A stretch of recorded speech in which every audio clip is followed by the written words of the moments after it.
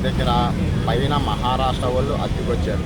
వాళ్ళు ఒక బయట ఆటోని ఎవరినో పెట్టుకుని వాళ్ళు బయటికి వెళ్ళడానికి పిలుచుకున్న తర్వాత ఆ ఆటోలు ఆపేసి ఆ దత్తాత్రేయ గుడి దగ్గర ఆటో యూనియన్ ప్రెసిడెంట్ గంగబాబు అని ఒక వ్యక్తి వచ్చి అక్కడ నువ్వు బయట బళ్ళు ఎందుకు పెడతాం, ఆ యూనియన్ తప్ప ఇక్కడికి ఏ ఏరియాలో బయట బళ్ళు ఏమీ రాకూడదు అని చెప్పేసి నా మీద దౌర్జన్యంగా ఆటో డ్రైవర్ మీద మా మీద దౌర్జన్యంగా ప్రవర్తించి కొట్టేసిన తర్వాత పెద్ద మనుషులు వచ్చి ఎందుకు ఇప్పుడు అయిపోయేది కదా సాయంత్రం మాట్లాడదామని చెప్పేసి పంపించారు. ఇలాగే గత ఇప్పటి నుంచో అక్కడ దత్తాత్రేయ గుడి దగ్గర చాలామందిని ఇలాగే దౌర్జన్యంగా గంగబాబు అన్న వ్యక్తి ఇప్పుడు దౌర్జన్యంగా ఎవరు మాట్లాడతా అన్న దౌర్జన్యంగా కొడుతున్నారు.